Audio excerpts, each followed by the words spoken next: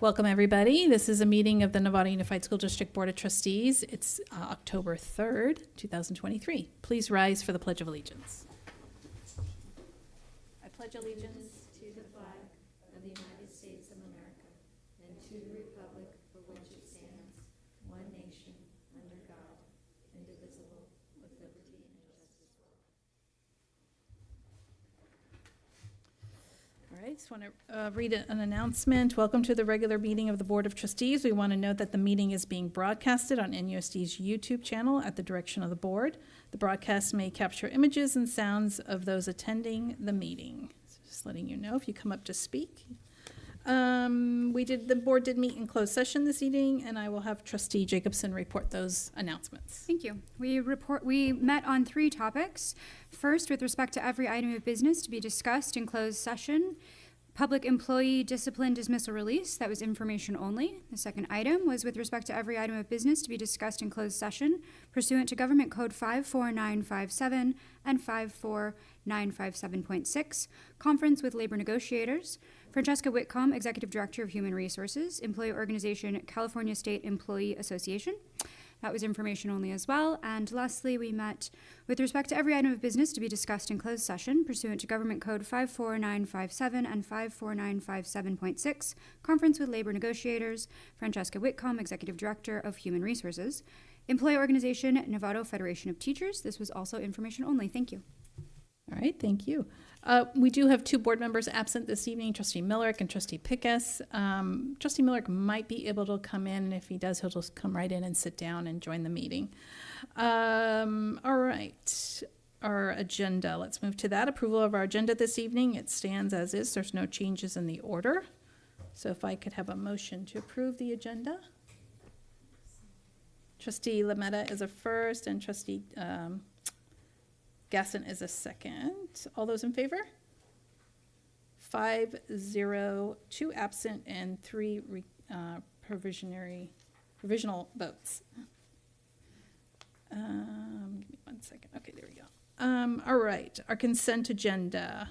Anybody want to pull anything on consent? I don't have any additions set or changes. We have no blue cards for any of the items. Everybody's good on consent. I would need approval of our consent agenda. Okay, so we have first by Trustee Jacobson, second by Trustee Mack. All those in favor for consent? Thank you. 5-0, 2 absent, and 3 provisional votes. Our announcements this evening. So let's start with our student trustees. Welcome. Hi, Paige. Hi, sorry. Okay, so last week wrapped up Suicide Prevention Month, and with that, the Wellness Hub put on You Are Kind Enough Week, which we had a fair that provided activities and a raffle all dedicated to Suicide Prevention Month, and we also provide resources with that. And then tomorrow, we are continuing the celebration of National Hispanic Heritage Month with the mariachi band. And then also, Cocina Antigua is coming to sell pupusas and empanadas. And then a couple events going on. We have a Rube Goldberg night on October 10th at 5:30 for the freshman engineering class to showcase their STEM projects that they're putting on. And then on the 17th from 6 to 8, the biotech program is doing the same thing, but they're showcasing what they've been learning. That would be the junior and senior classes. And then on the 19th is our 8th grade family night in the gym, which showcases clubs and athletics and STEM, basically to the incoming families. And that's at 6. Wow, lots going on. Great, thank you. Okay, so at Marin Oaks, tomorrow is our Family Engagement Day, and we are inviting parents and guardians, community members, and all students and staff to participate. It is so we can all share our voices. The goal is to eventually become a community school and receive a grant. The morning session of Family Engagement Day will have a breakfast, and the evening portion will have a dinner available. We are all excited to hear from everyone to see how we can improve the school for all the students, because we're trying to get more, family participants, because we don't have a lot of voices from parents and guardians. So we're kind of trying to improve that. We've had a series of workshops presented by College of Marin and Santa Rosa JC for our seniors who are interested in attending next year, or for the early graduates at the school who want to enroll in the spring.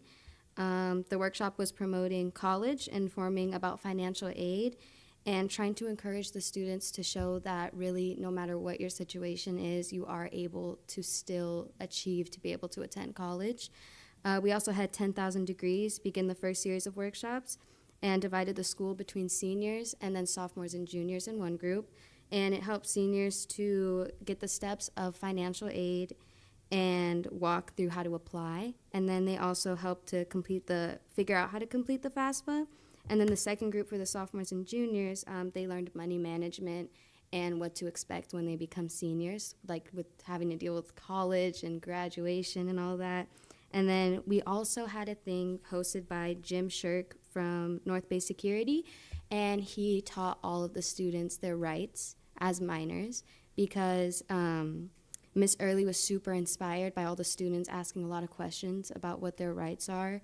And all the students engaged asking a lot of questions, and it was very successful, and it lasted an hour of all discussing of what they wanted to know about their rights. Hello, everyone. So, around our school campus, many students have observed that the trash cleanup around our campus has really gotten cleared out, and a lot of students have had way more space. Now behind some of our classrooms, we don't have like a pile of furniture anymore, so it's really amazing how that worked.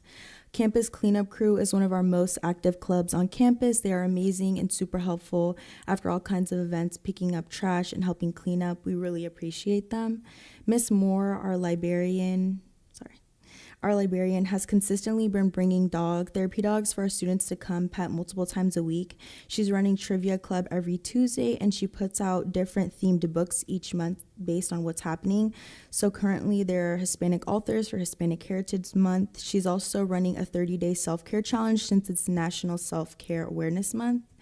We also have received an email from Novato PD that they have examined alternative parade paths and determined that doing a small rectangular path starting on Sweetser, taking a right on Grant Avenue and a right on Macon, and another right on Sweetser. This is the safest option for parade participants, attendees, and the general motoring public, the police personnel. So it's going to be a 30-plus hour of work for Public Works to bring out the metal fencing for a short parade. We hope that this parade route is going to be the one that we're going to be using moving forward. So this is the one that's going to really, like, every school is going to have to go by. We're hoping that everyone is going to still be able to make it to our parade, and that they will still support all the local restaurants on Grant and pack the small area along Grant for the parade, and that they'll go around like a couple times. He said we could go around 6th, but we'll maybe cut it short because that feels like a little too long. So yeah.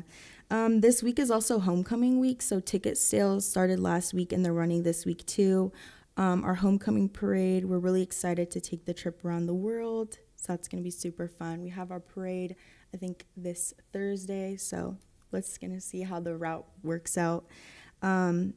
We also had our MSA Films 9th annual one-day film challenge on Saturday, where students were able to make a film in one day, and then at 7:30, they went to the Center for the Arts and showcased them. And I was there in the morning, and I saw Archie Williams and a bunch of different schools participate, so I thought that was really interesting because I didn't know that it was open to other students and schools. And then last Wednesday, Miss Sandra, our community liaison, was hosting a conference for parents in Spanish to support students and parents from 11 a.m. to 1 p.m. in the Center for the Arts to go over Aries and Parent Square to really help our Spanish-speaking community really be knowledgeable about absences and grades and then upcoming events. And then one of my favorite activities is Leadership and Dreamers are going to be working together to recognize Dia de los Muertos. We're going to be building an ofrenda again this year, and we're really excited to maybe give out candles again and really spread awareness to what Dia de los Muertos is. And then our wellness hub is super active this year. Sarah Suval and Haley Rivas are running Wellness Wednesday activities every Wednesday in the pit. They're bringing community resources, encouraging students to share positive affirmations and more. And then also one of our teachers, Ms. Shu, formed SWAT, Student Wellness Ambassador Program, as a club and created a group that is focused on supporting students and on the campus. And then MSA Tours started last week for prospective students and families. Groups walk around MSA classes and see all the awesomeness that's going around. And then NHS tours start in October, showcasing different subject classes, athletics, and leadership. Thank you. Thank you. Boy, all the schools have lots going on, so I know we'll try to get to some of those things that you guys brought up. So hopefully we'll see each other on the campus. Trustee Lametta. No report. Okay. Trustee Gasson. A couple of things I attended last 2 weeks. CSBA held a session on AB 1078, and it's related to the Williams Act, which is on the agenda tonight. Wasn't familiar with AB 1078, but I guess it arose from an issue at Temecula Valley Unified School District and the controversy over the state-approved social studies curriculum. So CSB staff presented a history of the act, and then also the 2012 FAIR Act, which outlines the required representation of those historically marginalized to be recognized for their contributions to our country in instructional materials.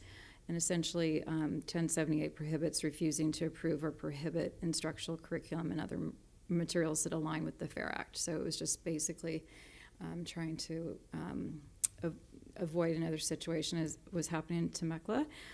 They did mention that there is a policy. They usually have periods, and I'm sure Ellen knows this, so that they push out updated policies. They said this was an exception, and because it was going through so quickly, they were going to have recommended changes this month. So I just wanted to put that out if we wanted to add that to our future meeting. And then I also have been participating in something I think I must have come upon because of my association with the UCCE Marin Master Gardeners Program. It's a FAIR, F-A-R-E, Food, Agriculture, and Resilient Ecosystems grant program that's through Measure A, which is sales tax funds that's going to be collected for the benefit of Marin County Park and Rec. And each year they're anticipating collecting about $80,000 that will be made available for grants that relate to sustainable food and agriculture systems. The sessions I attended were focused on school and community gardens, and so there will be opportunities within the next few weeks to apply for some of these funds. And we're looking at actually maybe working since it's from Marin County, seeing where we can leverage and pull resources together and figure out what can happen. But if anybody's interested, there's information on the Marin County Parks website at FAIR Grant, F-A-R-E, or you can talk to me because I'm trying to figure out how we can make this work for our schools and our kids and community. Okay. Trustee Mack. Two things. I attended the North Coast Section Board of Governors. I'm the Marin County School Boards Association rep for that, and just to familiarize everybody, that's about 50 people in one big room voting with clickers and such, taking on the various NCS type stuff. And the big thing coming is that playoff seeding will no longer, well, your league association, what division you're in, will no longer be based on your past. It'll be based on this year. So it's real time. Problem is there's a number of representatives just kind of thinking about their own situation, and they're delaying it. But ultimately, when this goes into place, it'll be something that we have for 4 years. So that'll be nice. There's a number of other topics, but that was the main one. The second thing I did, or just today, was attend the Marin County School Boards Association, MCSBA Executive Committee meeting. And we did talk a little bit about middle school sports. You'll be hearing more about that from me. I'll be talking with Mike a little bit more about that as well. There is an appetite for it, as everybody knows. Well, most people on this table know. ELOP allows us to fund TK through 6 after-school activities, but there is no funding for grades 7 and 8, so we have a bit of a gap there. And one thing I'm going to try to do is see if we can start bringing back middle school sports to fill that gap, to prepare students so that when they hit high school, they won't be trying to play baseball for the first time and not make the team, or basketball, or tennis, or anything really but football, to be honest. Because so often, in order to participate in high school sports, you have to be in pay to play to begin with. And I think it's time that the middle schools start contributing their share, our share, to address that for kids that just don't have that kind of opportunity. Thank you. Trustee Jacobson? I had the pleasure of joining the San Marin Homecoming Parade. It was very fun. I look forward to Nevados this week. And I just want to highlight that the school field softball tournament is happening. The men's games are the 9th and the 16th. The women's games are the 10th and the 17th. The championships is on the 20th. These are all in the evenings, and very happy that all but 3 of our sites are being represented in this tournament, which is great, and it's been a long time since that's been the case, so really nice to see all of the community come out and participate in this way, and it's a fundraiser, so that's great too. Thank you. Great, thank you. I as well did the San Marin Homecoming Parade, and then went to the game the following night. San Marin won, of course. And then I was able to do some site visits with Superintendent Smith and Julie Sinyard as well. We did Rancho and Hill Education Center, more focused on Marin Oaks there. So that was fun to do that and be able to get out to the sites during the day. So, Superintendent. All right, so for the students in the room, don't be too disappointed when I remind you that there's no school on Monday because it's Professional Development Day. We will be at San Marin, Sinaloa, and Olive, and we're busy getting ready for that. Modeling the Way for the first time is this Friday, so looking forward to that. We are delving into figuring out how to help parents and students understand kind of risk management around e-bikes. So we're working on some education pieces there. Super excited that we have school report starting. It's going to make, sorry guys, but school board meetings even more exciting. We got the school board members now, and now we have school reports. Good. And thank you so much, school board members, for those great reports and for the explanation about the parade route. You really understood that. That was great. Thank you. I had no idea what happened, so thank you for that. All right, that's it. Okay, we'll move on to our presentation this evening. It is San Marin's night, so the Mustangs are here.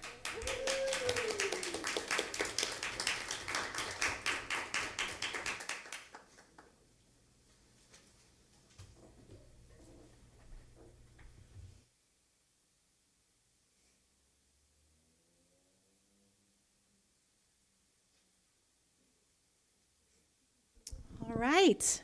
Hello, trustees, Superintendent Smith, student trustees, and a wonderful audience of supporters. I feel like we have a fan club out here tonight, so thank you all for being here. I am the very proud principal of San Marin High School, and tonight we have decided that we really wanted to highlight our new wellness hub. As many of you know, it has been a work in progress for quite a few years. It was a vision that came from a lot of community conversations. And last year, this group of people worked tirelessly to make it a reality. And so what we have tonight is we have our 2 fully employed, who is our wellness specialist, and Audrey Witten, who is our Wellness Hub navigator, and then some representation of our amazing Wellness Hub Club. I will also share that this was I could not believe the turnout for who wanted to be on this wellness. They ended up having to do applications because there were hundreds of students who wanted to be a part of the club. So these are our leaders of this club, and I'm going to hand it over to them and let them talk about what they do best at school. Right. Hi, my name is Lauren. I'm one of the club members here at the Wellness Hub. My name is Ashley, and I am one of the Wellness Club too. Hello, my name is Erica Cifuentes. All right, so yeah, we are the Wellness Hub here at San Marin. Very, very excited about it. Besides being located at San Marin, we're more specifically located in room 301, which is honestly my favorite room on campus. We have our licensed therapists here, along with beanbags, couches, weighted blankets. We have a self-care cart. It's amazing. We're working on getting books to help dealing with toxic relationships, dealing with hard friendships. It's high school. We all go through it, but so do you guys. So we have an activity for later, which will be very fun. I know, very exciting. But yeah, we're super excited to be here. More excited to be on campus. So I'll let you guys take over.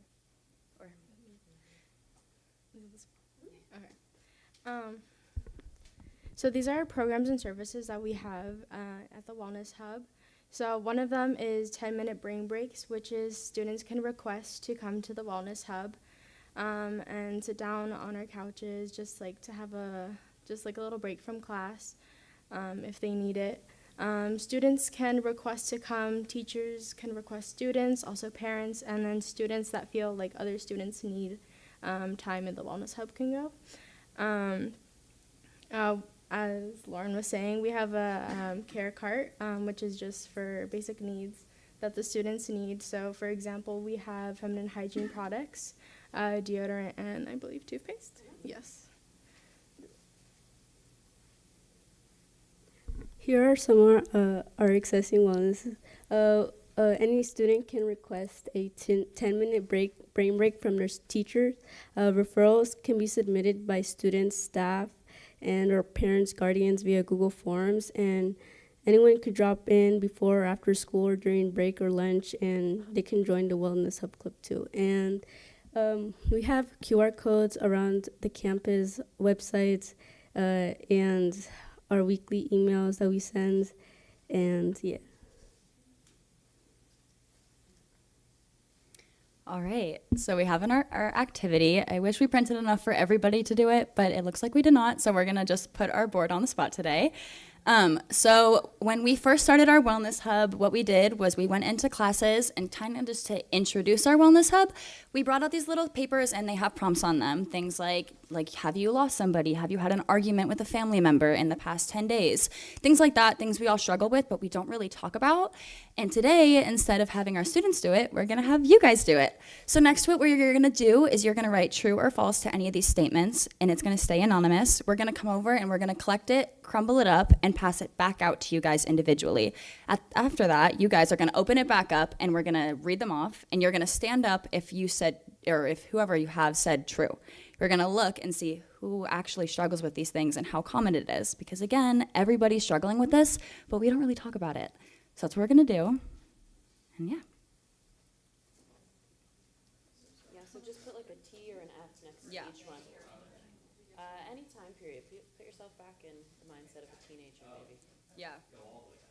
All the way back. Right?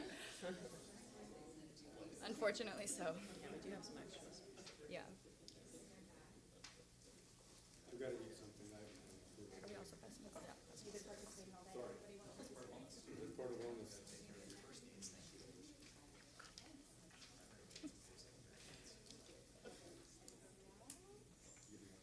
I can do it. Right, I'm like, oh.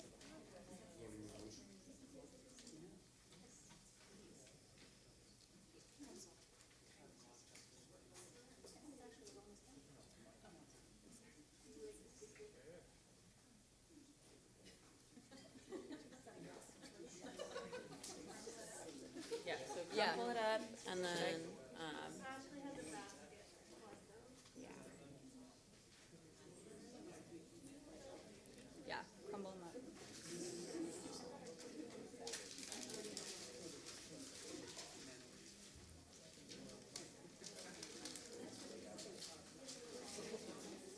It's always fun passing sticks around.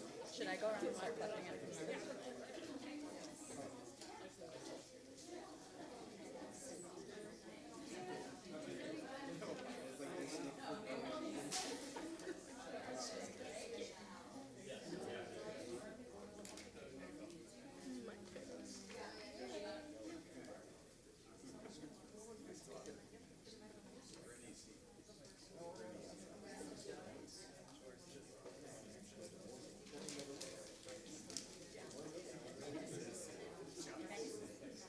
All right. Yeah, okay. Yeah.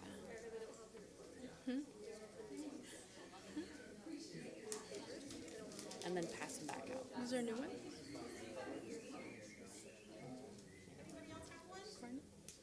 And then pass them back out. No.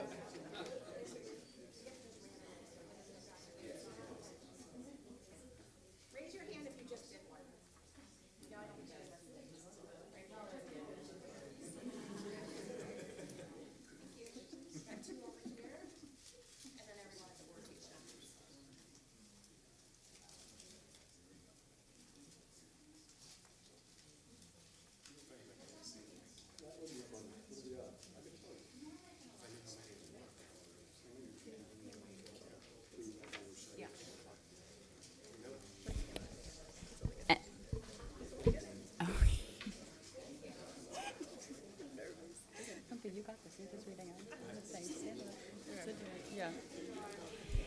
And then remember, we're going to read them out, and you have to stand up, and if it's true.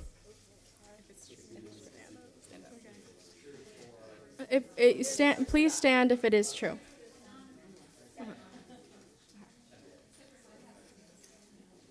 Everyone ready? Yeah? Okay. I felt so stressed out, I didn't want to go to class. Okay. I've been in a fight before, physical, emotional, or verbal that made me upset. I've had issues in a relationship that I couldn't talk to my family or friends about. I've seen someone being harassed or bullied. I felt unsafe at school, physically or emotionally. I felt incredible pressure to achieve in school from my family. Someone I'm close to in my life has a problem with drugs and alcohol. Someone I'm close to has passed away. I've had an argument with a family member in the last week. I felt lonely even when I'm with people who know me well. Okay. Thank you. Yeah, you guys can all be seated. So I hope you guys kind of understood the point of that activity, but everybody goes through everything that we had here. It's very, very common, and at San Marin, we don't want anybody to feel like it's not common, so that's what we're here for. You can come in, take a break, take that breather that we want, clearly on all of our papers. So yeah, we're here, and we're happy to be here.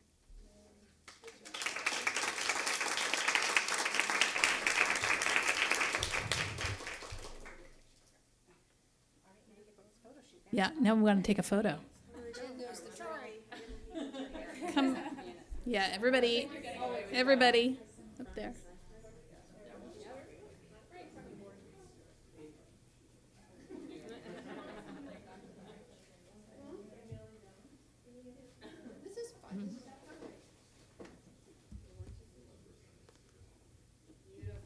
Thank you.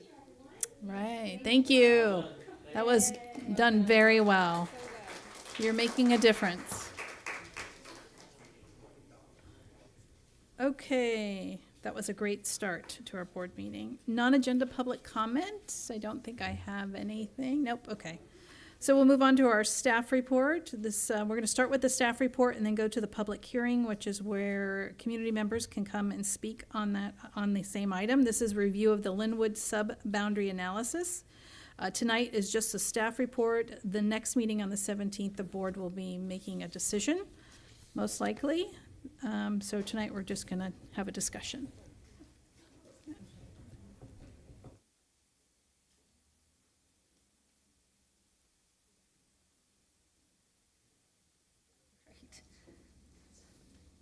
Okay, we good? The transitions are pretty good? Okay.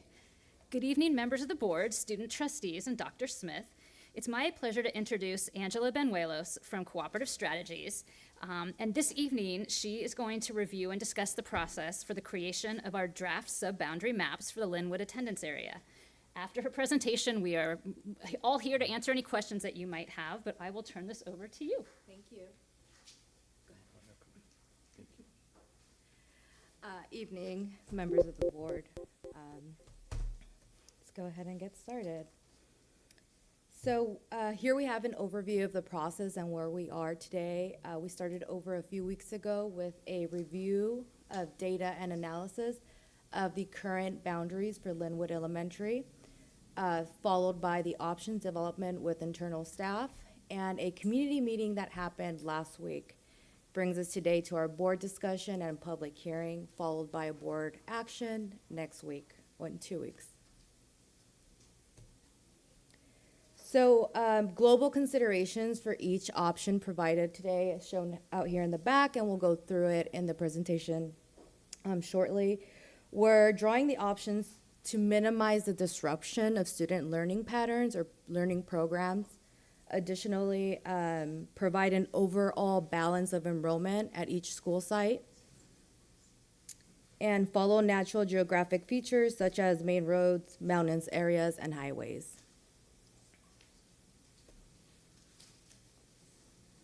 So several community outreach efforts were made during this process. An in-person community meeting was held on Wednesday, September 27th at 5:30 p.m. at Linwood Elementary. The setup there, we provided 4 different stations. One was the introduction and background of the process, followed by FAQ station and map display, and the 4th station was a survey and school locator. So stakeholders can see which boundary they reside in. So here we have another form of outreach, which was a project website. We made this available to the community so they can also access the process and timeline and any other links pertinent to this process. Here we have the community survey, which was provided in both English and Spanish. The link is still available. If anyone would like to submit a survey, that would be awesome. And finally, we provided a school locator, which allows, again, stakeholders to input their address and see which boundary or sub-boundary their address would fall in. And you can see we have an option 1, 2, and 3. Additionally, we provided another set of data, which was a capacity and utilization for Loma Verde and Rancho Elementary. So we can see that Loma Verde has a program capacity of 504 students, and Rancho Elementary has a program capacity of 464 students.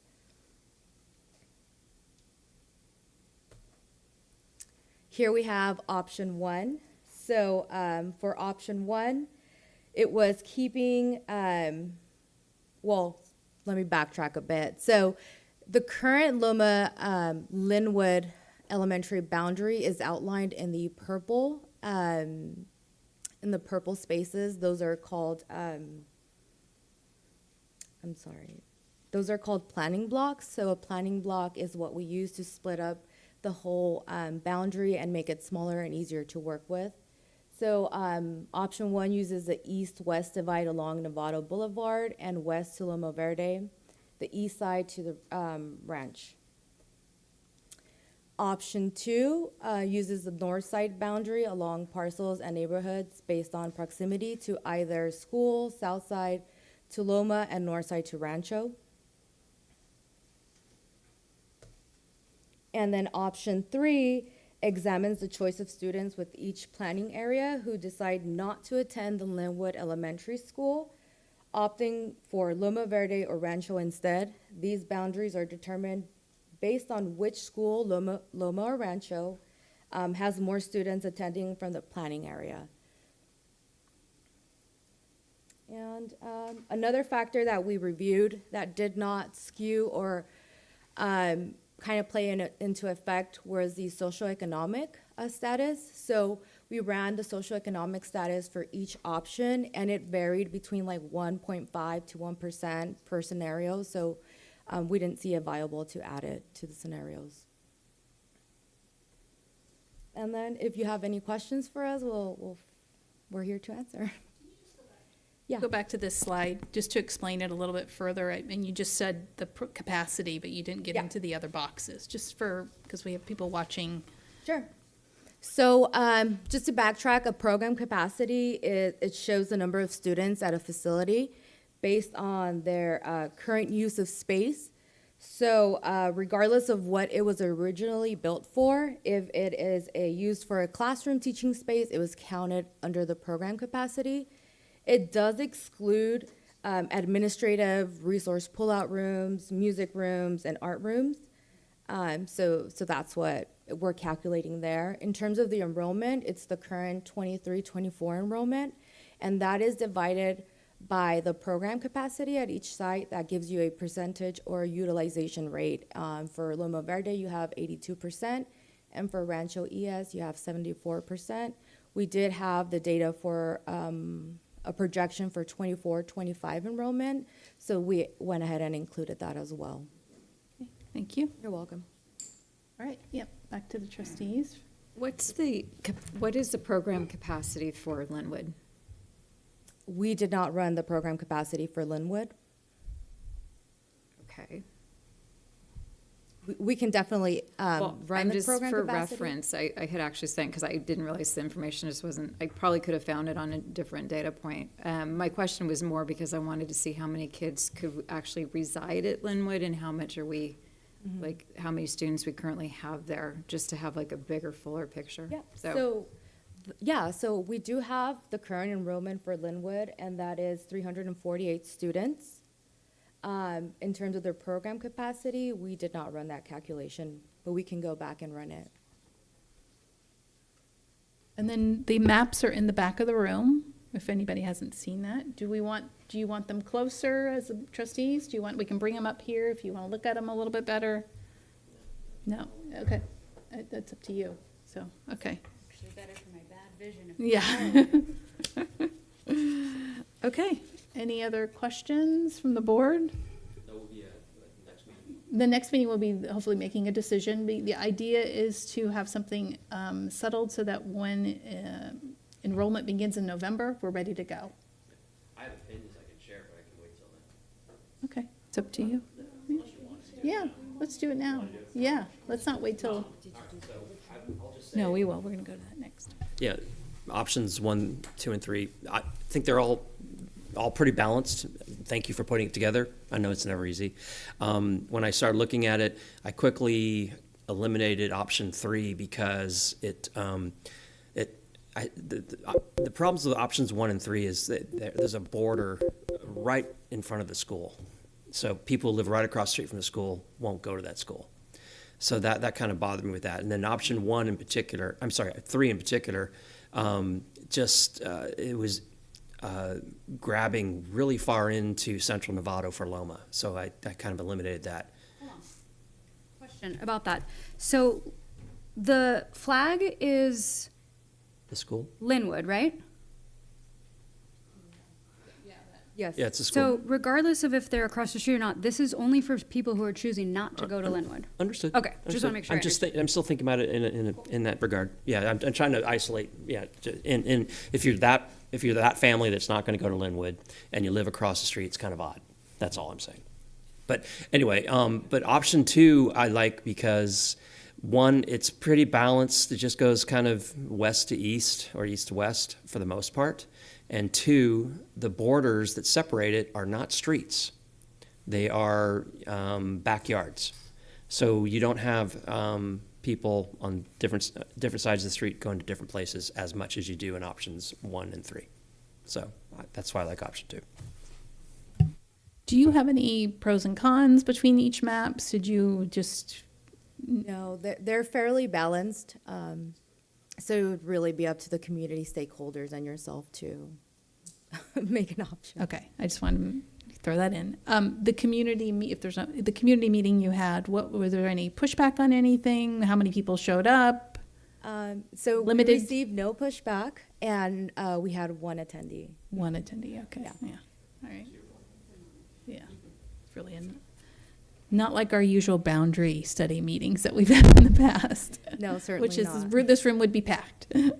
Actually, I would have asked this before if I had thought of it. So, and if you don't have it, I get it. But in the past year, how many people fell into this category that opted out of Linwood that would have had to examine this map to decide where they're going? Do we know? 43. Okay, thank you.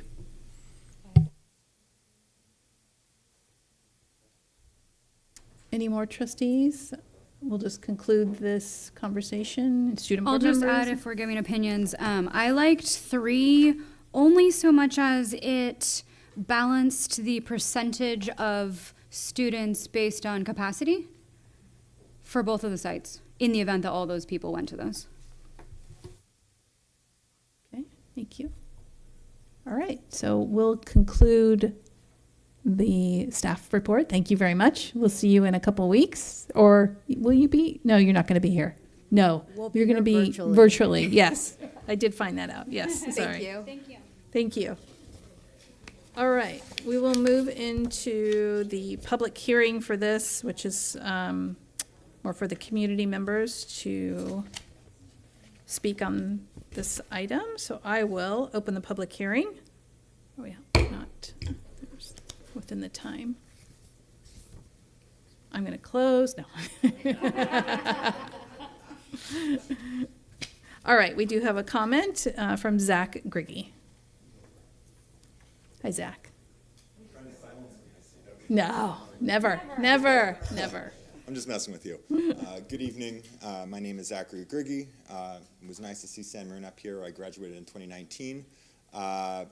Just some brief observations. Since I don't live in the attendance area, I don't necessarily have a dog in that fight. I've preferred map. I just wanted to give a few observations. Apparently, I was the only attendee at the meeting on last Wednesday. And I will say that it is a little concerning.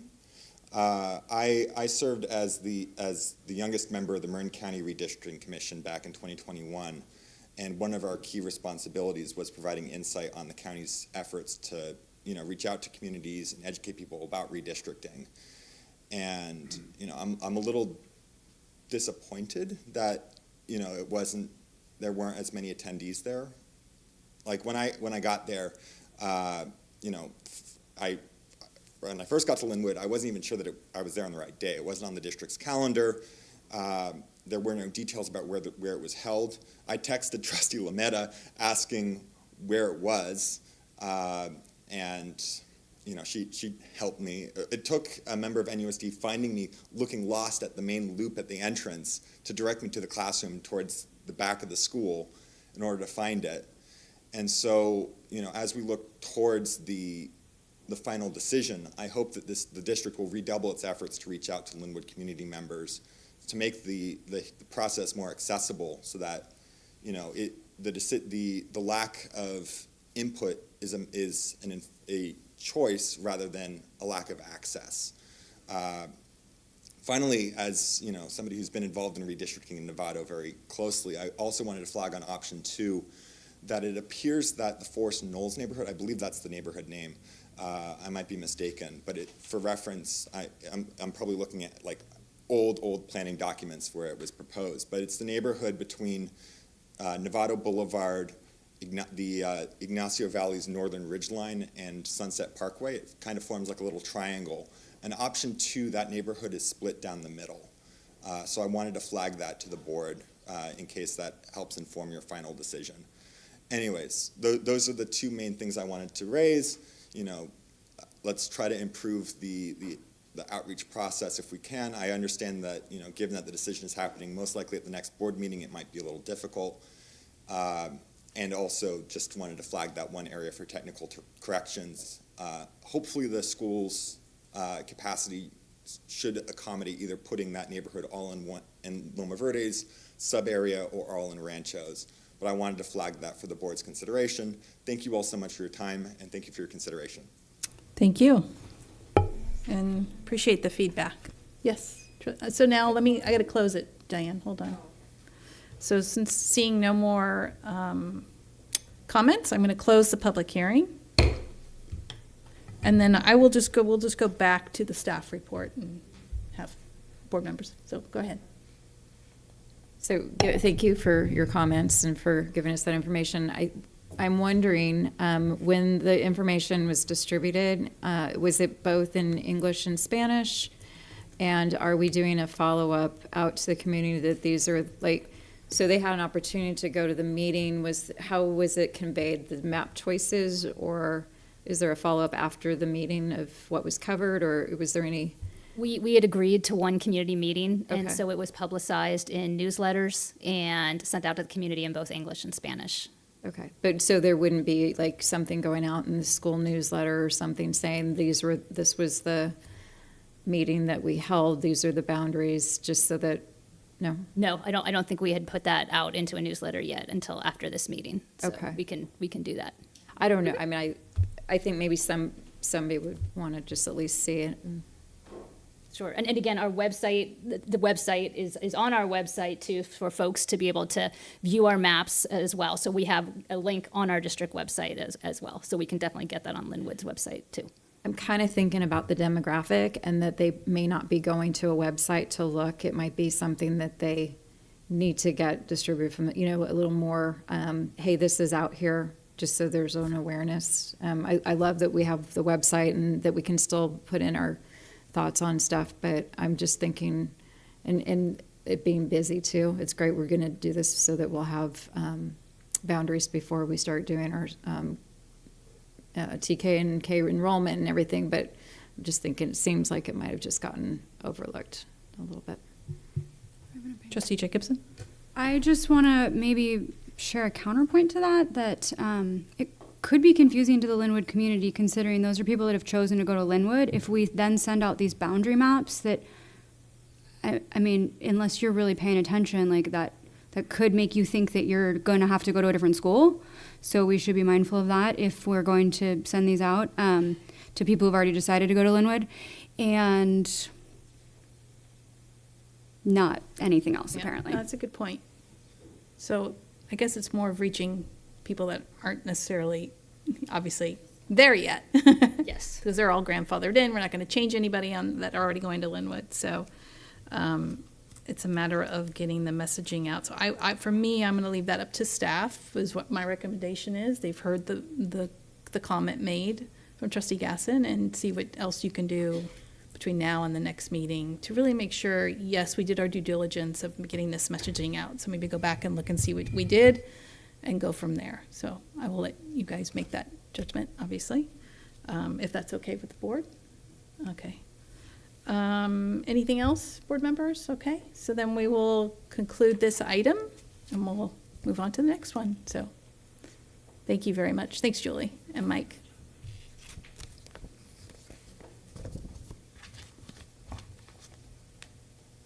All right. We're going to move into another staff and public hearing item. This is something that comes before the board every year. Give me 1 second. This is item 14A. This is approval of resolution number 5, 2324, Williams Act, sufficiency of instructional materials.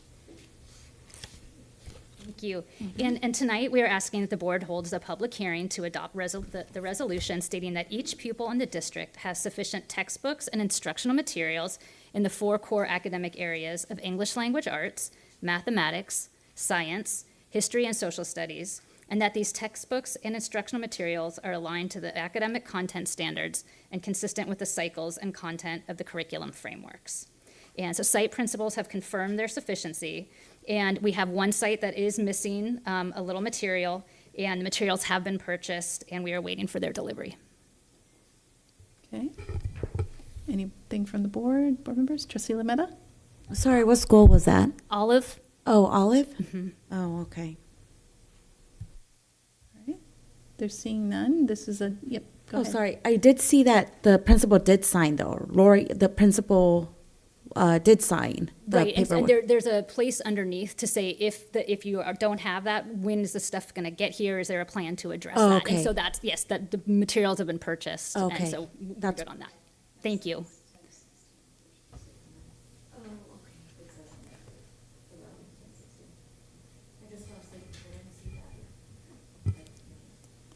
All right. This is a discussion action, so I could take a motion or.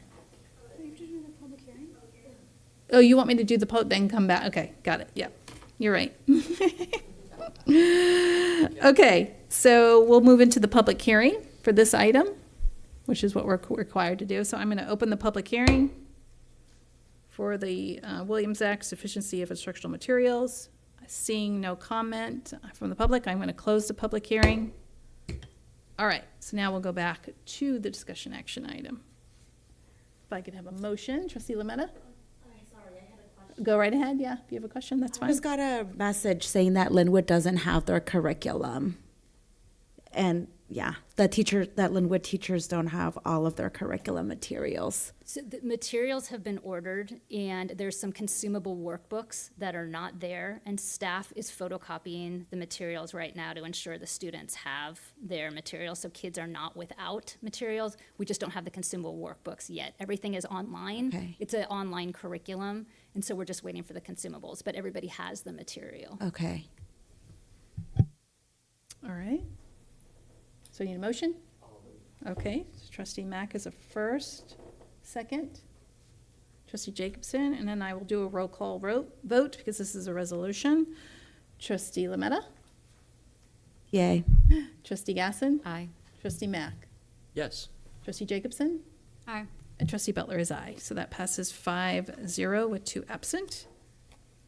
Okay. We will move on to staff report. This is 16A. This is the beginning of the 23-24 school year data metrics, and Superintendent Smith will be handling this item. All righty. So we have established metrics for this year. These metrics are big buckets, kind of macro metrics that we're going to use to gauge our performance and how our students are doing. They're all based on student outcomes. The idea of having kind of macro metrics is related. It came from, or it's not like a new idea, but I got it specifically from the Sean Covey book. This is Stephen Covey's son.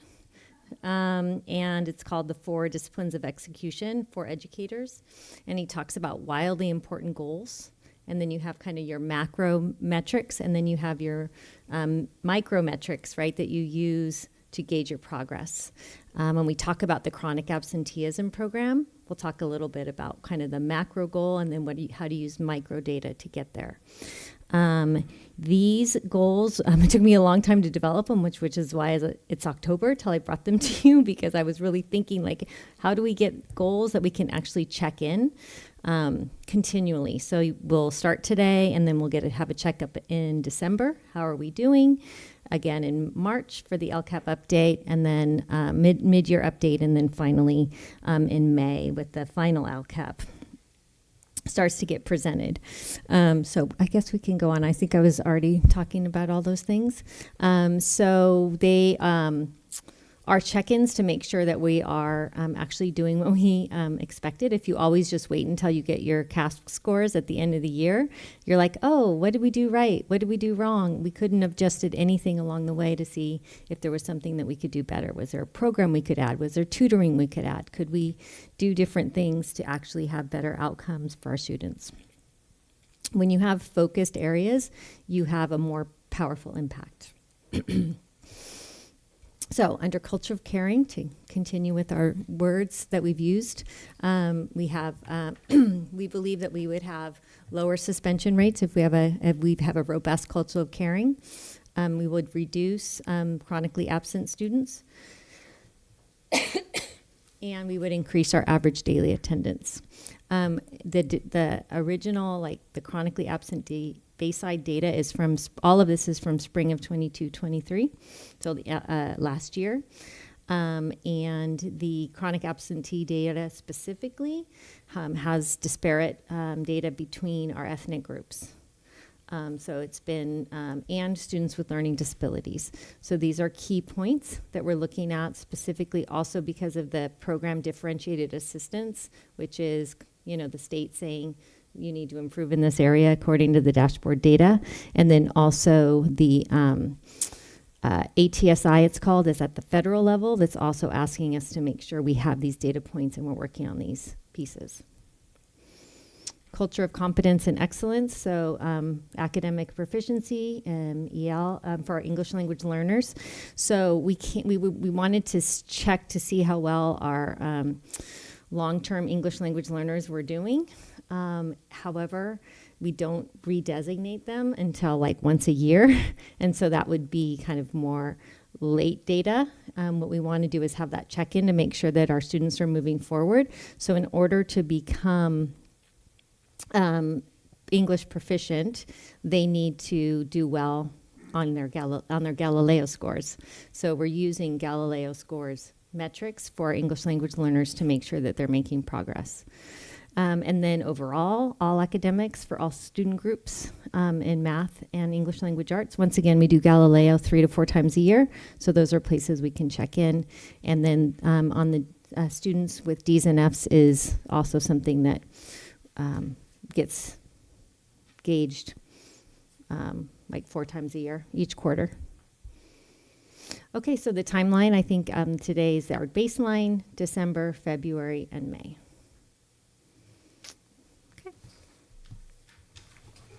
And then you also is this table that you. Oh, and those are all the data specific is included in the attachment that talks about kind of the baseline data. And then I don't know if it's obvious, but in December of 2023, we'll fill in the next table and February. So we'll take a closer look to see how we're doing in those areas, how our students are doing. Okay, thank you. Trustee Gasson. I like this so much. It's so nice and concise, and I think when we have all this other stuff, it's so hard to really just dial in, so I really appreciate this format. The one thing I was curious about, just as I was looking at this, the number of students who earned a D or F, is that just if they do one, if they have one D or F? One D or one F. Is there any like data points on how many are like a lot more? I mean, is that ever tracked? Not in it. I'm wondering, one D or F, and then how many are like just not doing well? I mean, are we really getting those students a little bit earlier, maybe? Julie?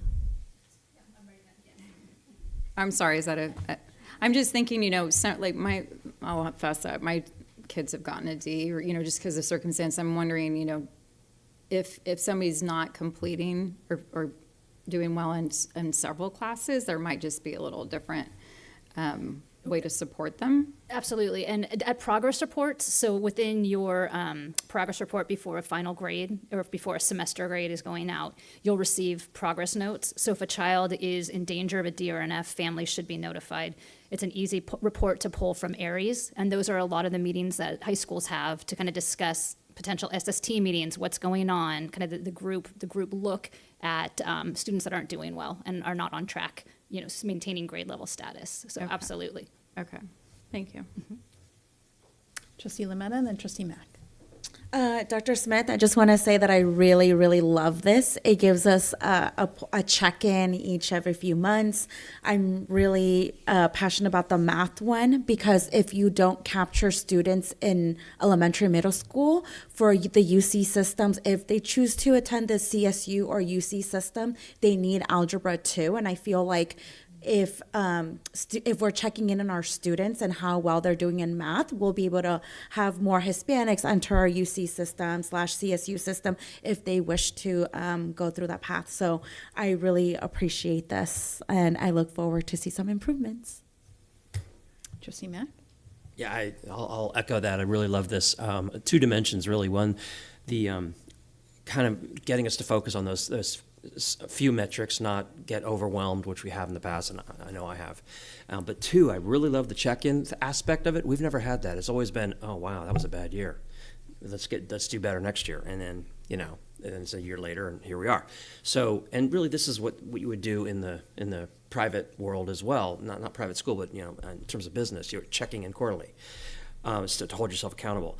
I assume that each of these metrics offer the ability to drill down into them. So for instance, of course, you have it by the different ethnicities and groups, but also by grade or dare I say, by individual school, et cetera. Okay, so I really want to, like for instance, if the chronically absent rate, I'll just pull one out of there, and we could really drill down to exactly where things got better and where they did not. Okay, great.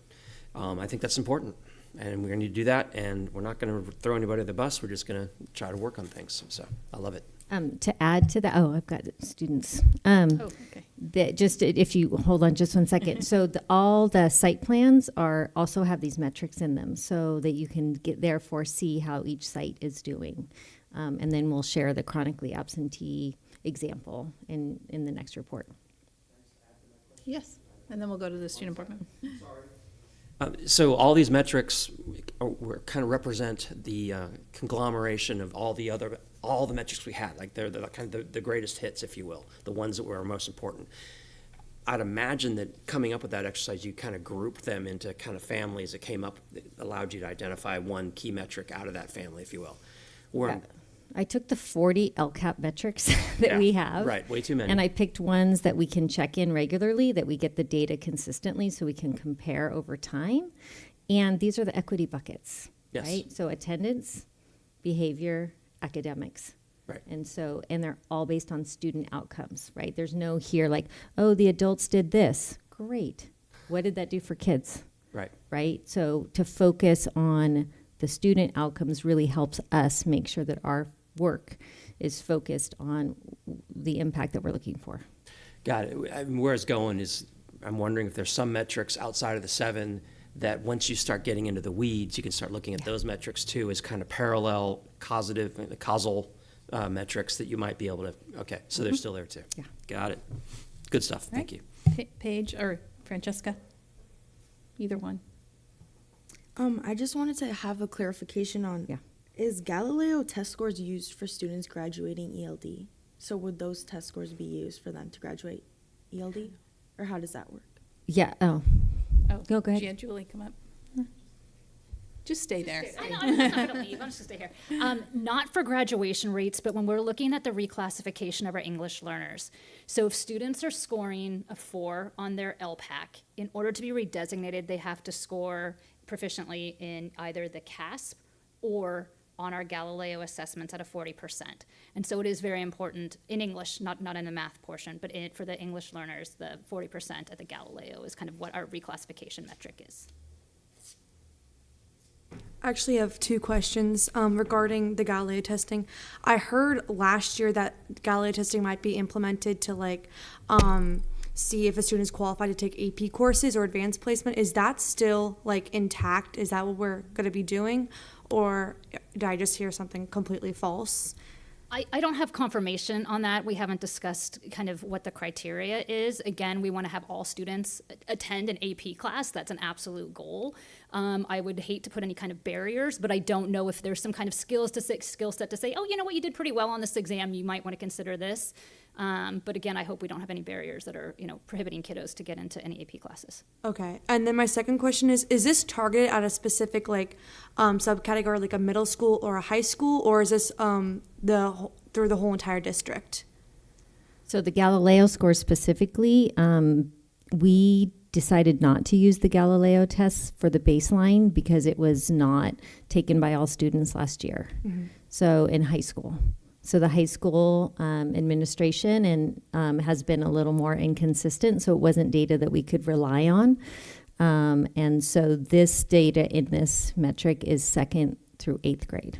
Okay. And then going back to the chronic absenteeism, I was kind of regarding off of that. Is that more towards subcategories as well, or is that district-wide throughout all schools? That's district-wide. Okay. Thank you so much. Yes. Great questions. Adriana? I was wondering, can I get more clarification on what the Galileo testing bases on? Why do we take them? Because I know from being in such a small school, when we take Galileo testing, we do have a high absent rate at our school. I know that for sure. And I know we don't have a lot of kids taking that. And then I also know that a lot of the kids at our school who take the English Galileo testing, they don't take it seriously. They kind of speed through it, and they don't ever want to take it, even though it's I think I took it recently. It was 30-something questions. They will speed through it in 5 minutes. Which doesn't make the data very valid. No. Correct? No, it doesn't. Yeah. I think we're in the same conundrum with that piece of it, and we're still working on that. I think as a school district, we need to gauge academic progress towards standards, and that's what Galileo is supposed to be measuring for us. And so our discussing whether Galileo is the right tool for that. I was thinking, just like hearing it, if I feel like if students were to see more and it was more like shown that we can see our scores on what we get in Galileo, it would kind of encourage them to probably do better. I think, because I know I've always taken them, but I've never seen how well I did or what I did. And I always kind of never took them seriously, not knowing how it affected my like progress in school. So I feel like if students were more engaged in knowing their scores, it would probably help them to take it more seriously. Maybe make some goals around it and be able to think about it. Yeah. Agreed. That's why the three of you are here. Important feedback and good questions. So, all right, anybody else? This is a staff report. It seems like everybody likes what you presented, so thank you very much. Thank you.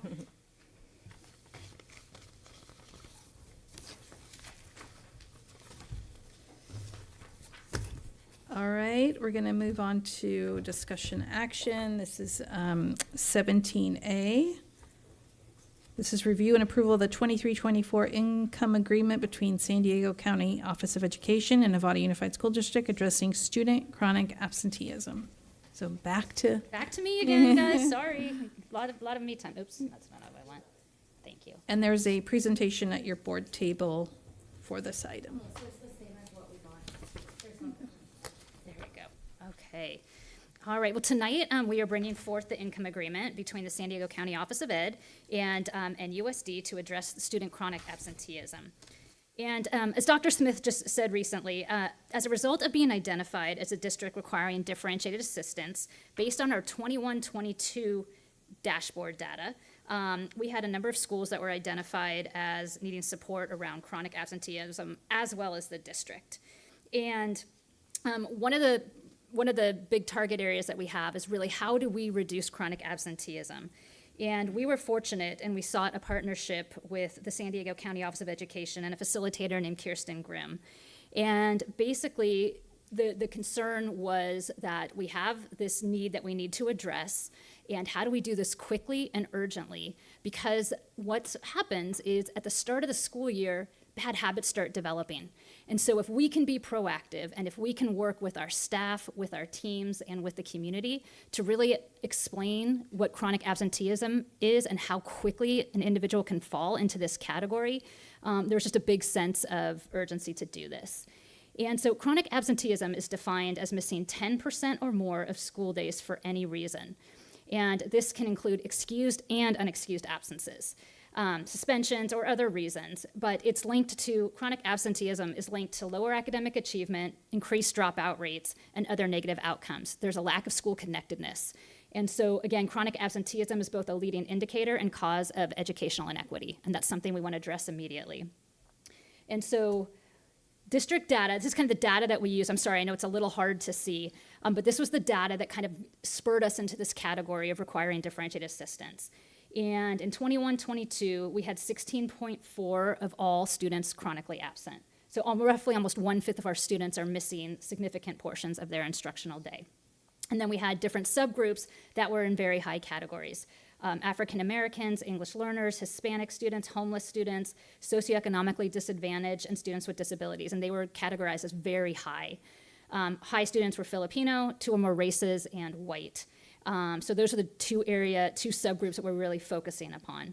And then if you see something like no performance level for some of these, just in quick data read, it's because we don't have 30 or more students in this particular category. Again, kind of student, based on the 21-22 data, of our 105 African American students, 27.6 were considered chronically absent. English learners for 1,134, we had 21% were chronically absent. Our Hispanic students of 2,020 students, we had 20.2% absent. Homeless for 96 students, we had 35% of our kiddos missing. Socioeconomically disadvantaged of our 2,049 students, 22.4. And our students with disabilities, for our 657 students, 27.5 were chronically absent.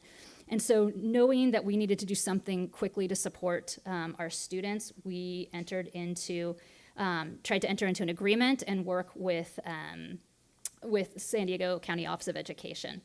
And so again, these are the school sites. Dr. Smith has mentioned ATSI, the ATSI, Additional Targeted Supports and Interventions.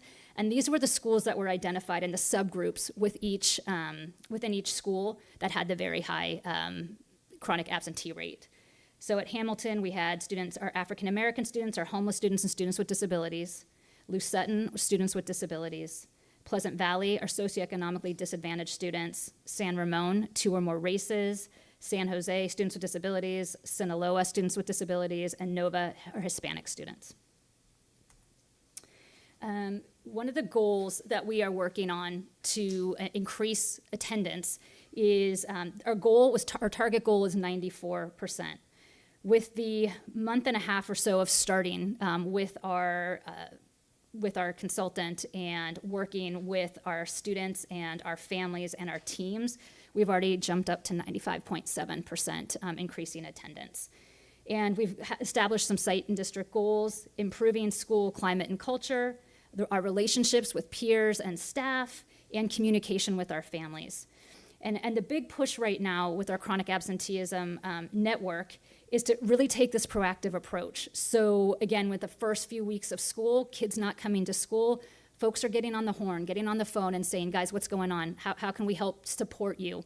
We want to make sure that we are not using a punitive approach, that it's really, we are a team. How are we supporting folks with home visits that are starting in the next few weeks, kind of really trying to make sure we can support people and provide necessary resources.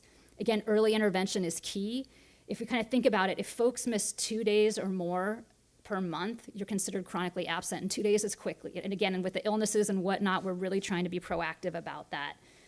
Collaborating with families and kind of changing the tone. I mean, to the extent where, sometimes, I don't know, hopefully students, you never experienced this, but how come you're late versus, I'm so happy you're here. We were missing you. Please come into classroom, and really creating these positive learning environments. Again, connecting families to resources. What's prohibiting our families from being able to get our kiddos here on time? Positive reinforcement. Dr. Smith and I had a great opportunity yesterday. We were at Hamilton visiting, and teams are really looking at ways to provide incentives for kiddos to come to school. And we were in a kinder class, and there's a secret. Every day everybody's in class, they have a little kind of secret letter that you get to turn over. And so they had spelled out recess, so they got an extra 10 minutes of recess, an extra to really increase. And it was amazing. It was palpable. Kids were so excited. The teacher was excited. It's just fun stuff to see with this real positive act. And then I think the most substantial piece, and we're talking about metrics and data, our consultant has been phenomenal in kind of working with us for weekly data analysis for our sites that have been identified. And so what we are doing is our associate will come to a meeting, and a district member is on one of these meetings for each site at least once a month, and they are going through literally line by line kiddos who have been chronically absent in the past, who's making improvement, who needs to be targeted, and kind of what our strategies are. We are also planning a number of incentive events. We found out that attendance goes down, not surprisingly, when there's like a 3-day weekend. So for example, we have the professional development coming up on Monday. So sites are trying to figure out what we can do on that Tuesday or that Friday to make sure we keep kids in school. And so again, it's been a great partnership, and lots of work, and really want to impress upon how hard the teams are working, and we appreciate that. And we attribute that to the constant accountability that our consultant is providing. And kind of the scope of the work that we're working with for our facilitator is providing training, coaching, and resources, really synthesizing current research for folks and saying, hey, have you tried this? Let's talk about that. Sharing great practices across the district and stealing from other districts what they're doing to really improve attendance. Again, the weekly monitoring, and there's a lot of kind of refining of strategies. So for example, San Jose, they had some students who have been chronically absent in the past, but they've been coming to school, and so they got a certificate and award, and called families to say great job, and the kids were beaming. And it's just, again, really asking, how can we create these positive environments so that kids want to be here and nobody's staying at home, or again, like we're getting the right resources to the people that need it. That is it. And can I ask any questions from anyone? Questions? Trustee Lametta and then Trustee Jacobson? How did we choose this consultant? Out of curiosity, why did we decide to work with them? Like, did you see other case studies? Like, why them out of other consulting firms? We didn't do a lot of research on other consulting firms. We met with this individual and had a great plan, kind of known track work. The presentation that was given was so responsive. Like, this is what we need, knowing that we needed to create an action plan, and it was a clear, detailed plan. Working with San Diego County Office of Education, knowing that great things come from San Diego. They've produced a number of great trainings. We kind of said, this makes a lot of sense. We think this would be a good fit. And kind of just, it was a clear plan laid out, and just like, oh, this makes so much sense. And knowing that the time that's invested into this with the weekly meetings and the follow-up, knowing that we needed some support in that area, that's kind of why we went with this individual in San Diego. Could you tell me, the students with disabilities, is that all of our special education students, or is that specific classrooms?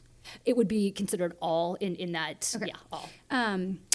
I just want to say that I know that there are often times where that group has lots of barriers, and I'm really glad that we're using some positive ways to help them, and I hope that, I don't know exactly what I'm trying to say, but I know that there are things that are sometimes out of the control of, like, even just a parent wanting to make sure that kid gets to school that day, that are really sensitive and difficult, and I know that, I'm sure that's in there somewhere, but I hope that it is, and I across the board appreciate the positive approach that's being used. Thank you.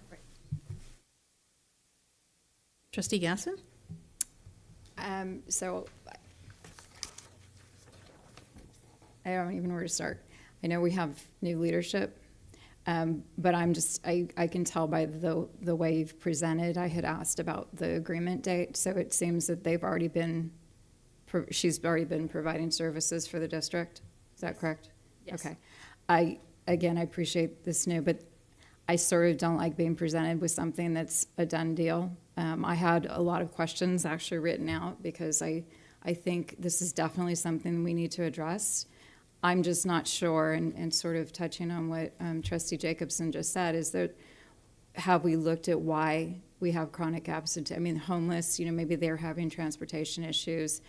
As a mom of 2 teen girls, just sometimes getting them out of the house in the morning is a challenge, just even for me. So it doesn't have to do with, some of that is positive reinforcement at school, but what are the fundamental reasons? And the write-up that I saw was more having the site like do tracking and stuff like that, which I think is all important. I guess I was hoping that, first, that it would come to us before it's already, we're just putting a rubber stamp, quite frankly, on this at this point.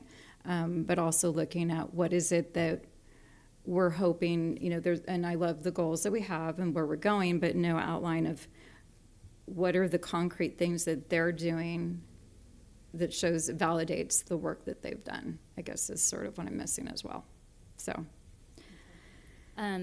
Just at the beginning of the year, we were hoping to collaborate with Marin County Office of Education. And so that may still be an option. I can hear that and appreciate your comments. I can speak to the tardiness, so to speak.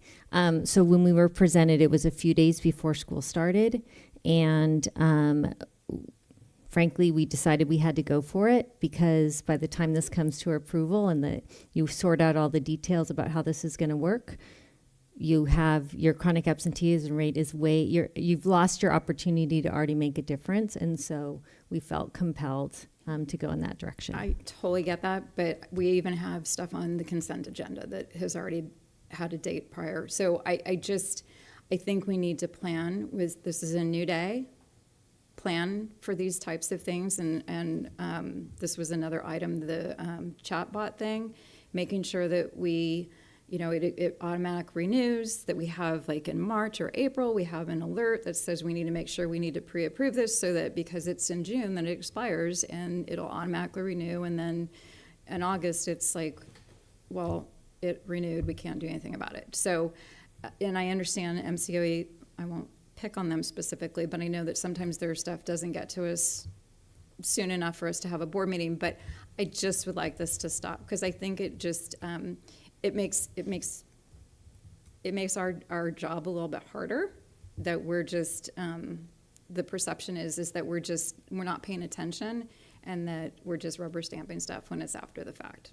So, I don't mean to put this to the two of you. I just would like us to try better in the next coming years, since we've got a whole new team, new start. Let's just try not to do this as much as we can. Thanks.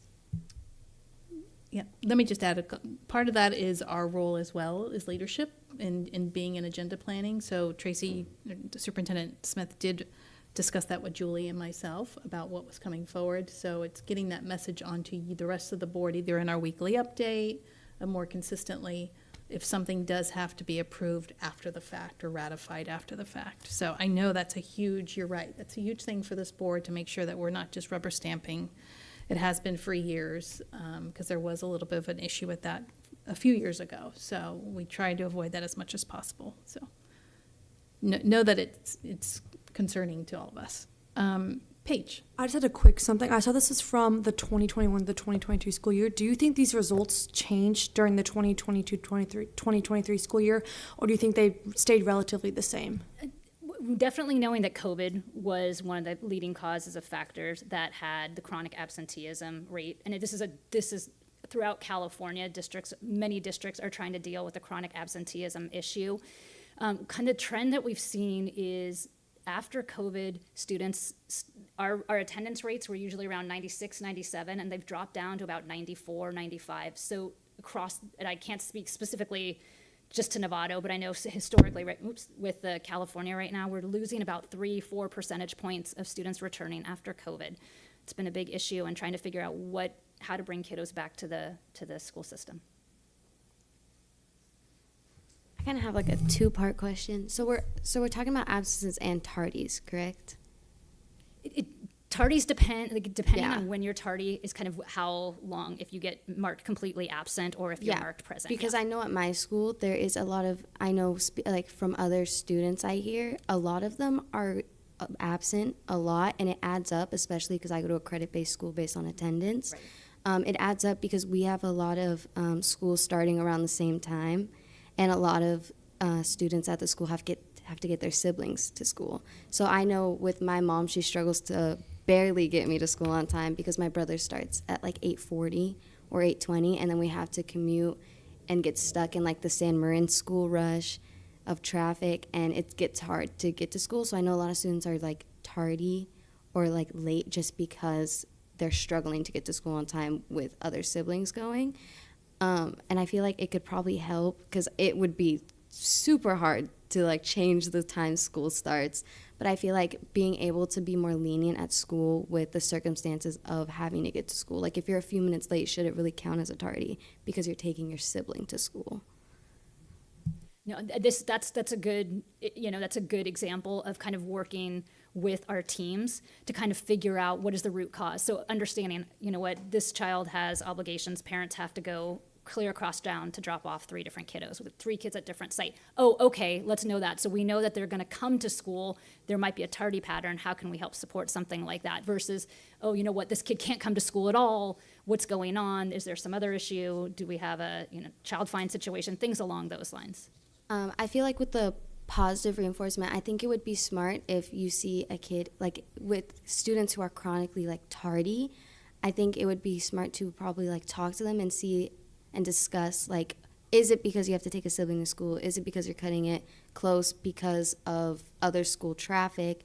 And kind of have maybe written for that specific student in a note, this kid has to be, if they're tardy for this amount of time, it should be excused because of this circumstance. I feel like specific students, it should be a note. So then you guys can kind of get more base data on kids that are just tardy because they're tardy. Okay, yep. Oh, go right ahead. I just wanted to ask if Saturday school was still implemented for unexcused absences, because I haven't heard any of that for Novato High. Great question. I was not aware that we had implemented Saturday school in the past, but that's definitely something that is a possibility to recoup attendance. Saturday school does kind of help count towards ADA again. So I don't know. I don't know if we have a plan for that moving forward. If that's it's been happening It's at happening. San Marin. Yeah, Oh, is it? San Okay. Marin, yeah. Yes, it's happening at San Marin. Yeah. Okay. We've had it a few years ago.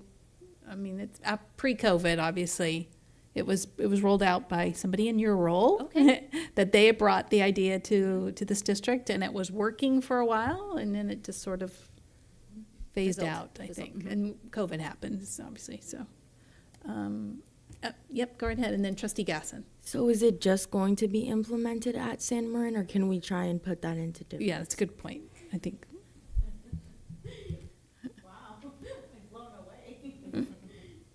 Trustee Gasson? Yeah, no, I actually was thinking too, it's partly because of staffing. I know we were doing it at some of the elementary schools, I think last year or the year before. But my question was, I'm still thinking about looking at the groups and the data points on the other side. So assuming that there's contacts with these families, there's a lot of students with disabilities on here that are being identified.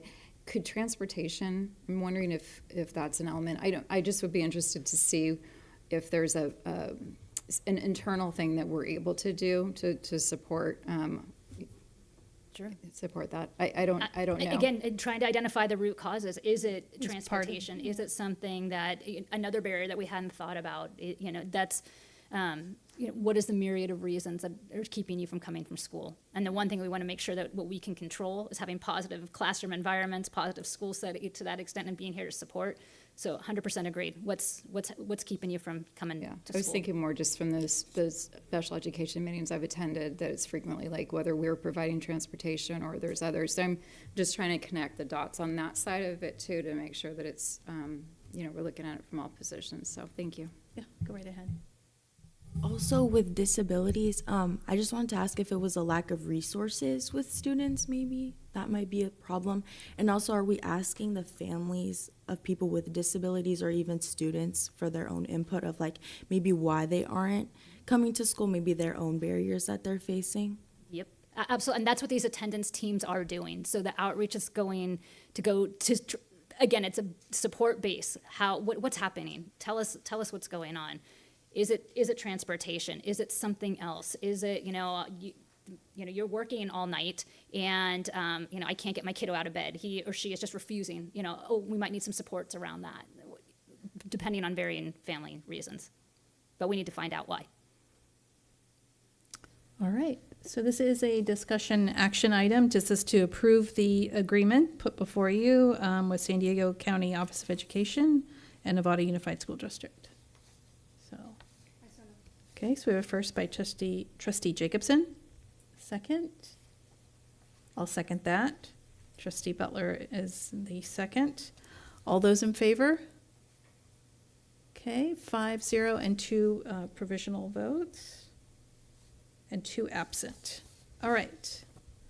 Thank you for all of the comments and questions and presentation. Moving on to, this is 17A, B, C, D, yeah.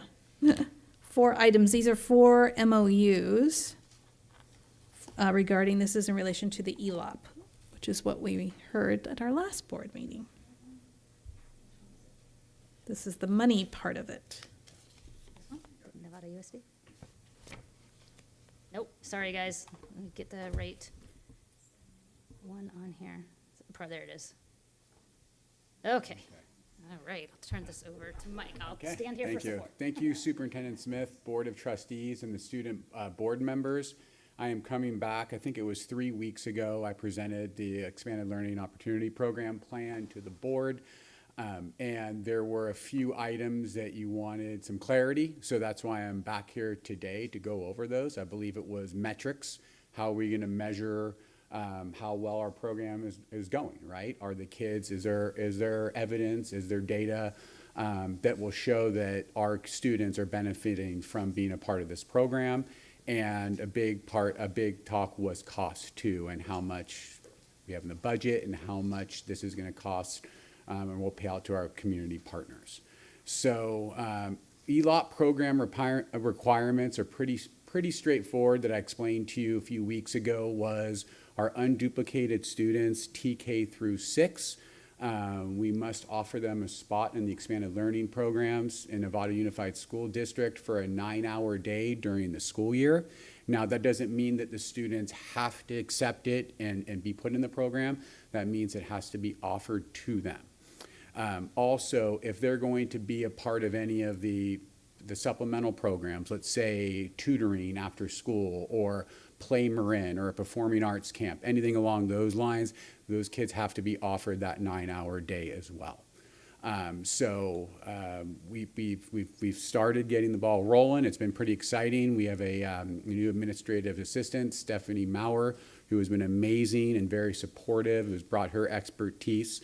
I think we've made a pretty good team in the office getting this huge program up and running. Next slide. Oh. Okay, so our metrics, we put a lot of thought into these because it is after school. So I know that I said 3 weeks ago, I think chronic absenteeism is one of those.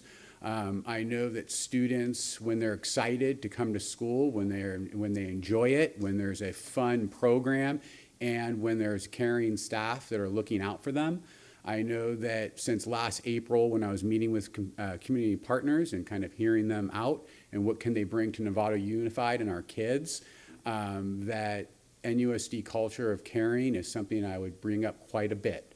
And it's a metric that really hit home to me in a differentiated assistance team several years back, where straight from the kids was one of the greatest indicators was if I felt that staff member, that principal, that campus supervisor, teacher, when I knew they cared for me, I was going through a wall in school, and I was in school every day. And that was really a non-negotiable for me as a part of our community partners is caring for our kids. Huge thing. Attendance, right? So we can measure the attendance in our program, but I think also from our unduplicated accounts, we can measure attendance too from school, right? So we have pretty detailed lists at all of our school sites. The kids are going to be offered this program, and that's a metrics we're going to be looking at throughout the year. Is this improving kids coming to school? Because in my opinion, that's the most important metric there is. Because if they're not in school in front of their teachers, with their paraprofessionals or their campus supervisors, whoever that adult is that they have connected with and they've developed that strong, caring bond with, if they're not there, then how are they going to learn? They're going to miss instruction. They're going to miss a proficiency scale. And then it's very difficult to come back. And then that's when you see kids act up, misbehave, or just give up. So we want to create a program that really incentivizes and really not pushes kids in a bad way, in a really positive way to encourage them to come to school. Passion of mine is sports. I know Trustee Mack talked about that earlier. That's just one small part of it, but that is an example. That's what got me out of bed in high school every day, to come to school on certain times when I wasn't very motivated. But if I knew I was going to be playing in my baseball game, I shot out of bed and I was at school. That was a big motivator for me. So, and I think we need to get kids who have that in them and that passion, playing ball, getting used to going to practice, being responsible, showing up, being good teammates, all those real important values that will make a successful athlete and teammate in high school. And also feedback, right? So we're going to do traditional surveys, right? We want to hear directly from the kids. We want to hear from the families. It's been a joy from this point so far, interacting with families who are super excited to be a part of this program. So we want to hear from the kids, we want to hear from the families, and we want to hear from our community providers. Any big program like this that comes up and running, there's going to be some bumps along the road. We're learning as we go, but I see and experience a lot of excitement and energy from this point that's pretty amazing so far. Sorry, enter, okay. So principal site administrator relationship, I know that was a specific question that was asked for me. This is going to be one that I have a vision on how it's going to go, but we're going to kind of feel out the process because I think our school sites and our principals aren't necessarily used to having like a provider on campus a lot, right? They're not just going to show up at 3 p.m. every day and say, I'm here, right? They're going to be on campus, maybe not at the crack of dawn, but prepping for the day, what activity, what enrichment activities they need to plan for and set up. So there's, what I really want to do is I'm kind of, as the ELOC coordinator, I'm kind of that person, right, that's kind of bridging that relationship between the sites and the community providers. But my vision would be that we would develop strong relationships and they would communicate with me, but also on their own throughout the day. Those face-to-face interactions, I know a few years ago we kind of got away from that, but there's not a more valuable form of communication. And if they are communicating directly, the teachers, the principals are going to have the student list, they're going to have the kids, they're going to know who's enrolled in the program and who we're serving. So there will be that really close communication with, okay, Jane, she might need a little extra help on this math proficiency scale. Can she be pulled out of ELOC today to come work with me? And so there's going to be really that, we're going to be looking at that data, that student data, and making sure the kids that need it the most are going to get that. And a backbone of that is going to be the communication between the site administrators. And it says the administrator, site administrator, it's kind of confusing. I think it's actually, they're called, what did I say earlier today? Directors, so like site directors. So that's what the YMCA and the Boys and Girls Club call it. So they're just kind of running the show. So we'll all be communicating. We all have one thing in common. We're in it for the best interest of our students at NUSD and supporting them and getting them back on track. And then here is what you asked for, the actual numbers, the cost from our community partners. These are what is on the MOUs. I want to thank Josh and Tracy and Julie. We had a lot of eyes on the Stephanie, the admin assistant. We had a lot of eyes on these MOUs, and it was a great experience for me. So that's what the cost will be. Those could fluctuate and maybe at time during the year based upon, it could be lower, or we might have to come back based on amount of kids that we're serving, right? Or fewer kids we're serving based upon that. So, but that is the number right there for the Boys and Girls Club at their 4 sites, North Marin Community Services at their campus on Wilson, Play Marin, that's going to be really targeting sports, right? 4 days a week at Sinaloa and San Jose, flag football and soccer, 2 days a week at each school, starting next week, Monday through Thursday, and then in the winter basketball. So at the 2 middle schools, or at Sinaloa and San Jose, like last year, there was a little difference in what the kids wanted and what the kids enjoyed. So the Play Marin staff kind of adjusted to that. But me personally, I'm football. I really want to get the flag football going and get kids playing and getting ready for high school. We need more participation, particularly in the southern end of town. And flag football is an amazing way to learn the sport without getting beaten to bits prior to high school. So that is it, the annual cost at this point. All right, board members, questions? Trustee Gasson? Yes. Thanks. I got your responses to my questions. I think the one thing oh my gosh, the Play Marin, it had read that they were combining the 2 schools, so that's why I was confused. Oh, so no. somewhere They in will play each other. Well, and I was like, how do you get the kids from one place to another? So that was why I had asked that question. But no, I'm super excited about this. The number on the last slide just caught my attention about the number of kids being served. And it seems like, because if you go back one slide. Oh, yeah. Oh, no, I didn't add numbers. I didn't do math. But the total unduplicated, the 2721, that's TK through 12. And then the community partners are only doing TK through 6. So we're doing, I mean, it seems like we have a ton of space or opportunity for these. So that's a real unknown, and it will be a good problem to have, I think, in the future, is as we build a program.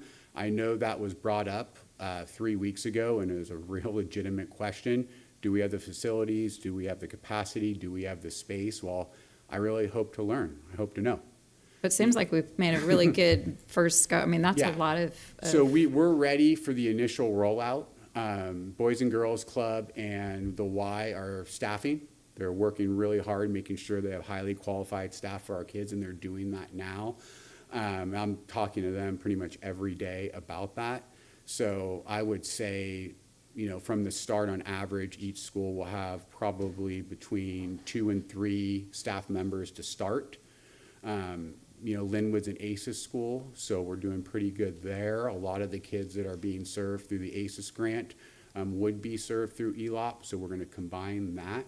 So there's already a big staff there. So what we're really doing, we're focusing on just working with our community partners, getting the staffing so we can build the capacity. Because like when I met with Paul from Playa Marin, he looked at me, he goes, I want as many kids as possible. And I go, we're on the same page. Because I'm the same way, but I think we need to do it in quality, not just quantity, but I'm looking to build a quality, very much quality program here. And when you do that, sometimes you got to take things a little bit slower and build it steadily to make sure that happens. And what's the vision? So we've got these really good concrete ones. Is there like other opportunities you're looking at to as things kind of get moving on? I'm still wanting to push this whole school and community garden thing. I just think there's funding there available that, you know, if there's a way to work in gardening for the kids. But just as we look forward, I know we want to start and get this all kind of sorted out, but is the plan to then look at other organizations? I think student interest is huge. You know, what they like. I think a big part of ELOP is it's not supposed to replicate school, but they're still supposed to learn something, right, and get a lot out of it. And so getting back to, I got out of bed to go to my base so I could play my baseball game. You know, I had a passion, you know, that's what got me going. And I think a lot of our kids might not be aware of that, particularly, you know, how young. I mean, we're serving really young children in this program, and they're kind of just finding out what they enjoy and what they're good at. So I think getting that feedback from, because we can build, right? We want more. We want performing arts and STEM and the more the merrier, you know, that will, and character education and citizenship, all the important aspects of a quality program. So I think that, yes, as we build, I think cost, you know, it's a pretty large number there. And so I think we're going to be healthy for a while, but I think in order to build this program, we're going to have to be wary of that as well. And our building capacity. So the more choices, the more opportunities of what the students and families enjoy and like, that is what we're looking for. And I think that that'll support kids coming to school more, improve student behavior, and improve overall student achievement. You're welcome. Trustee Mack? You know, I love this, so, but this is great stuff. Thank you for putting it together. Thank you for coming back out, for providing more detail. You're welcome. Really looking forward to it rolling. The one thing I was going to ask is, Diane touched on transportation. So to the extent that, you know, like, I guess if there are sports, there might be, especially, you know, between the two schools, just use the existing vans, something like that. Yeah. Pretty straightforward. Yeah, that's one of those things we're kind of looking down the line. But Yeah, I think okay. vans It'll be a good problem. Maybe not, you know, Right. reinvent the wheel. Like what has worked, you know, what works at the high schools, or, you know, how for transportation. So I think the vans would be a really good use. Yeah. I don't really know where they are, but we would definitely be open to that, particularly basketball. You don't have a huge team. So No, I put them on understood. a van. I just thought it was a relevant question that, especially as I look further into what I'm looking into, that'll be Sure. an issue as Yeah. well. The other thing I wanted to just say is tracking going forward. I'm really looking forward to seeing basically participation among the unduplicated. So the capacity 1130 divided by 20, or divided in 2721 divided by 1130, or no, the other way around. I'm sorry, it's late. Anyway, it's looking like what 45%. I'm hoping we can get that even higher to like Absolutely. 70-80%. So that's what I'm looking for. Crossing my fingers, and also to really looking for reporting beyond unduplicated, what we're bringing in, what level of excitement are we driving in the overall population? Because I got a feeling there's a whole slew of numbers we're not even seeing right now that are going to sign up and pay for this. So I'm looking forward to seeing how that works and hoping we have that problem. Yeah. So. I mean, there's a good chance we'll find out, because we're going to have a 2-week period, right, where we're leaving it open. I'm communicating, and hopefully we could open it up to more kids at some point. I know a lot of parents will look at it as a fantastic opportunity to keep their kids busy when they're not home from work yet, and they'll see it as a deal. Absolutely. Yep. Trustee Jacobson? Are we doing any outreach? Are we just posting it and hoping people sign up, or are we actively calling parents who qualify for? Yeah. So we're doing a lot. So, but it's tricky because in the first probably 2.5 weeks, we have to really stick to our TK through 6 unduplicated families. So it was amazing. Leslie Benjamin, thank you for making the communication great, where we made lists, right? We made Parent Square list, and I really focused the communication the first couple weeks on that population, right? So we're not really doing this huge advertisement for it because of that reason, but we're making sure it's all getting to the families that are owed those spots in the program. With my goal is then hopefully then we could open it up to bigger things. And do we have our community liaisons like calling? Mm-hmm. Okay. Mm-hmm. So I've been in pretty close communication with them as well. I've been getting a lot of feedback, questions from parents, and they've been helping a lot on case-by-case basis, for sure. Anybody else? All right. A report back to the board, because now we'll hopefully approve this. You'll get the ball rolling. We'll get it all. It'll be very successful. End of year report back to us on the status would be fabulous. Got it. I thought maybe the weekly update, but if you want another halfway through, we can do a halfway through maybe. I'll let staff figure that. Okay. All right. Halfway through in January. How about January, May? Yeah. Sounds good. Sounds good. Okay. All right, board members. So what the staff is looking for is the approval of the 4 MOUs, memorandums of understanding, for each of the organizations. So we can do them all 4 at once. Yes. Okay. So first by Trustee Mack. Second. Oh wow. Trustee Lametta is our second. All those in favor.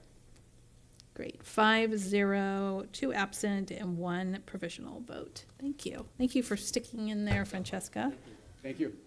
All right. Yeah, thanks, Mike, very much. You're welcome. Thank you. This is item 17C. This is our last one for the evening. This is approval of an amendment number 1 to agreement. This is for the adding a crossing guard to NUSD. And used to be funding the crossing guard. Hi, Josh. Well, hello there. I'm coming with by far the most contentious item of tonight. It's about funding a crossing guard. I, for one, am for it, so that's why I'm bringing it forward. This is to approve an amendment number 1 with the agreement with TAM, the Transportation Authority of Marin. They select, based on multiple criteria, what crossing guards they're going to fund throughout the year. We identified an extra one in May of 2023. The board approved that contract. That was the original agreement. Now we are coming back to you. We've identified a second one that we would like to fund as well. That will, of course, hopefully lead to a safer walking passage for our students. All the information about the amendment is in your packet, and we ask for your approval tonight. All right. Questions for approval from the board? Go right ahead. So, all right, at first. Oh, you're going to say something. Sorry, I thought you were. No, I was just going to say thank you. I loved what you said when you walked up. But no, I forgot what I was going to say. Anyway, thank you for bringing this forward. I make a motion that we approve. Oh, I know what it was. The backup materials. Thank you for including that as well to help us. No problem. Thank you. And so I make a motion. That all right. So first by Trustee Gasson, a second by Trustee Lametta. All those in favor? Trustee Gasson? 5-0, 2 absent, and 1 provisional vote. Thank you. All right. Thanks, Josh. All right. That concludes our meeting this evening. The board will be meeting on October 10th, strictly just a closed session item. And that will get posted at some point, that meeting. And then the next regular scheduled board meeting is October 17th. This meeting is adjourned.